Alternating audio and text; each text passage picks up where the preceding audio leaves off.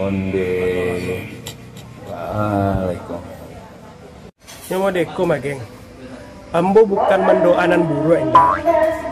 Cuma sama-sama berdoa lah Wak. Mudah-mudahan waktu sugeng lah elok di tangan preman ini.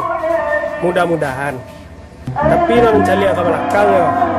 Ayo nak doang selesai doh. Tapi untuk yang kali gini kok mudah-mudahan lebat tua kerja orangnya. Sama-sama berdoa lah Wak ya. Tunggu saya hasilnya. Pak.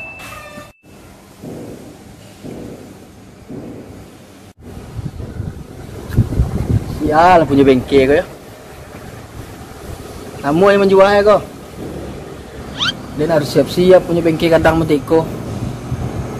Pando dan cari tempat yang lain iko sih dan balik pada nak buka-buka ya.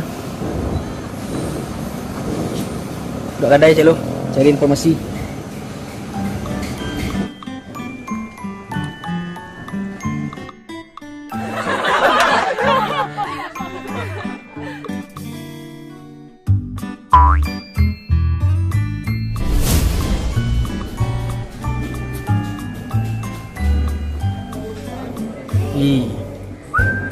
Biawak buaya tu.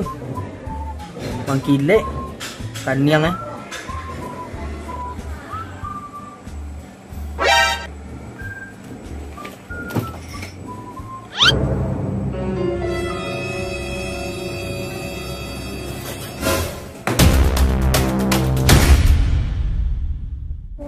dia 8 jam dah di motor mah.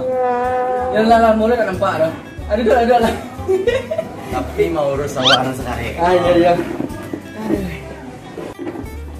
Kau punya siang kau Jin?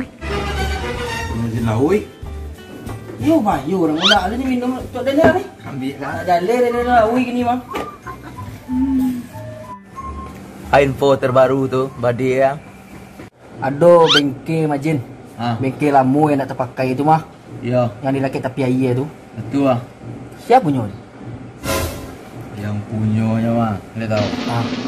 Nakik mana hubungannya sama bos. Kan dia balik rencana tu ah. Oi. Wah, dia dia. Ada. Kau wali dia Badi tu. Lain nak mencilok piti orang Badi apa? Dia nak ada bisnis gini. Tu cerita lah. Dia bang ucok. Bau cok. Oi. Cerita lah dia bawa-bawa kan? Inyu dan papan dia. Dan pinjam PT 200 juta.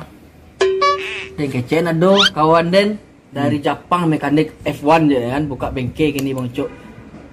Keuntungan bagi dua je. Namun hanya pinjam PT 200 juta. Tak tahu bang Cok orang. Tak tahu dah. You pintar lo bang Cok orang. Ni nak kemabian masalah Pak RT begitu dia. Kini dipikir lo, besok lo.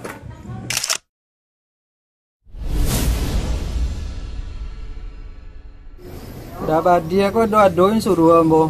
Tahu mereka koncak jual pempek malai. Duh.